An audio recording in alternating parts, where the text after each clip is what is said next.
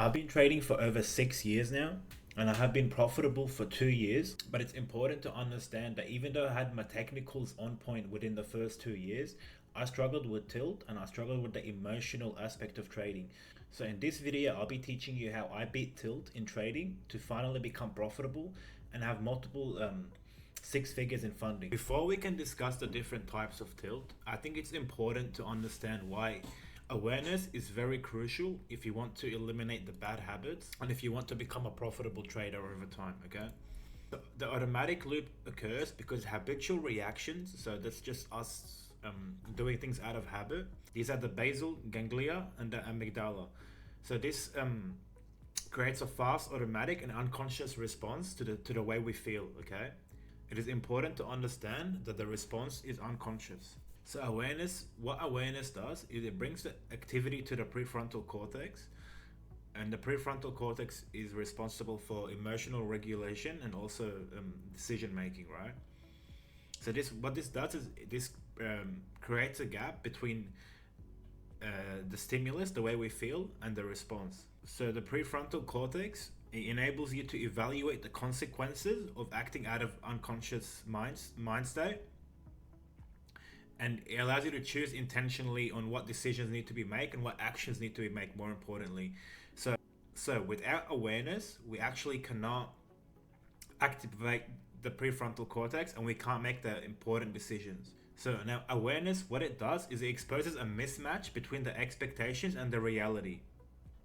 And if there is no awareness, there is no error detected and there's no update, right? So if you're just trading out of tilt all the time and you're not becoming aware of the habits that you're putting forward and the habits that you're creating as a day trader, you're going to be stuck in the same tilt cycle, and you're never going to be able to change your actions and to make better decisions, right? And you do need to make better decisions in order to improve and in order to eventually become profitable. So now as you continuously become more aware and you bridge the gap between choices and feeling, your brain updates. This is called neuroplasticity, and this is where repeated conscious attention and new choices strengthen the new neural pathways and they weaken the old ones. That is why I want to mention it is very important that once you try to become more aware of your bad habits and once you try to become more consistent with your good habits, it's important to understand that you're still going to slip up, because you're not automatically going to become a new person overnight where you don't make any more mistakes, where you don't feel like shit, where you don't feel like making bad decisions. But let's just say you do this for 30 days and then you slip up for 2 days, right?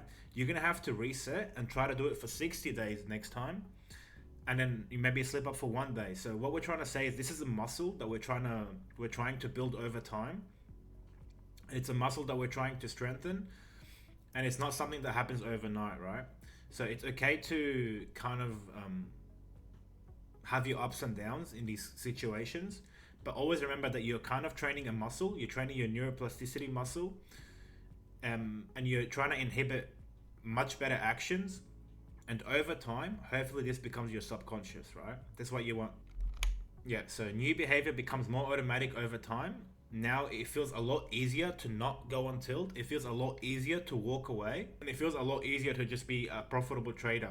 And as I said, I do want to highlight that this happens over time. We don't want to stress every bad day. We don't want to stress it. We don't want to dwell on it, because we don't want to continue to have more and more and more bad days because we feel like we failed, right? So this is just a learning curve, and it is something that we have to work on slowly and become better at every time. It's kind of like when you're training your muscles at the gym. Sometimes you're going to have a bad day at the gym. You're not going to hit your PRs.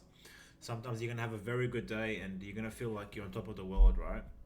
It's just important to emphasize multiple times. I'm going to say this to treat this as a progress, and not as something that you just overcome overnight. So in short, if there's no awareness, the automatic loop continues. If there is awareness, which is why we need to understand the types of tilts so we can become aware, it interrupts the tilt loop, and the repeated interruption creates new patterns. And once we create the new patterns, we can actually have long lasting change and everything just becomes easier.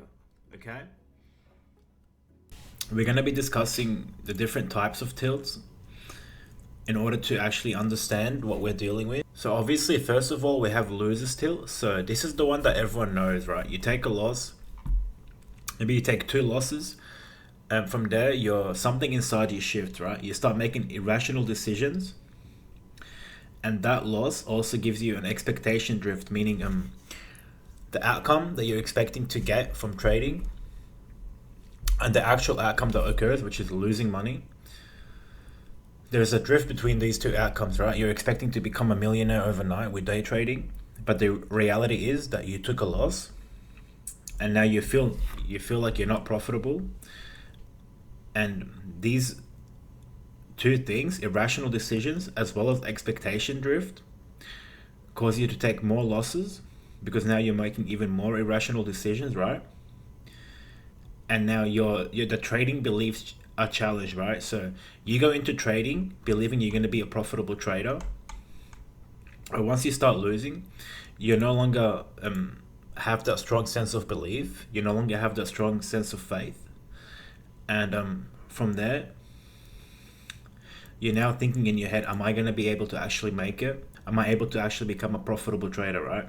So now these new habits that are now formed, they're very bad habits, and they're formed based on the new beliefs that have occurred because their expectations were not met, and also the loss led you to make irrational decisions, right? So that is why it's important to have realistic expectations from trading, to expect losses, to prepare for losses, and to know how to handle the losses when they do occur, and to stick to a system regardless of how you're feeling after a loss, right? Because if these bad habits do form based on your bad beliefs, you're gonna be stuck in a very bad cycle where you're not able to actually control yourself, and you're going to be taking many, many more losses for years to come. So now everyone is aware of losers tilt, but not many people are aware of winners tilt, right? So a winners tilt occurs when you go on a win streak, which is a good thing, but that win streak can sometimes lead to overconfidence, right? And when you're overconfident, you tend to drift away from your system, and you start making irrational decisions. You start oversizing because you're very confident. You think you've just cracked the code. And from there, you start taking losses that are outside your system because you're oversizing and you're taking irrational decisions. And now this will come back and it will lead you to go back on to this side of the story. And now you're taking losses based off of these habits that you formed earlier on, right? So these two things just highlight why it's very important to be aware of our trading. And it's very important to always have a system in place that you follow regardless of how you feel and regardless of which cycle you're on, right? Because every day trader goes through a cycle of winning and losing, but only the ones that stick to their system come out on top long term. So winners tilt and losers tilt are quantitative. They are very easily recognizable. Silent tilt, however, is a slow bleed of the correct approach, and quantitative measures generally follow much later, right? So silent tilt, it lacks the emotional spike that these two types already give you, and essentially it is a slow drift away from your profitable plan.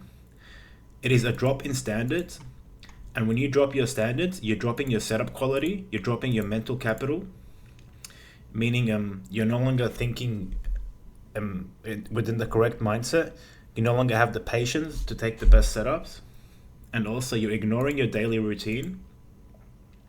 So you're no longer meditating, you're no longer journaling.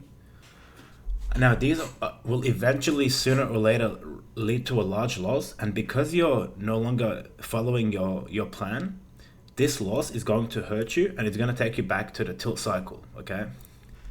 So basically what we've gathered from here is that it's very, very important to have a system in place that protects you from whether you're losing, whether you're winning, or whether you're just drifting away. This system should protect you from these sorts of things. That's why it's important to understand the different types of tilt. And it's important to always be aware of the way you're acting, right? You want to be trading in a proactive manner where you're constantly reflecting and journaling You don't want to be trading passively where you're just entering a trade and you're not doing anything about it and you're repeating the same cycle the next day, right? Because you will not be making progress unless you're trading proactively.